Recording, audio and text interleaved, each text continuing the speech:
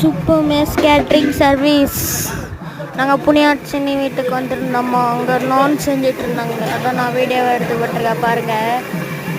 மட்டும் நம்ம மாவை நல்லா தேய்ச்சிக்கிறாங்க.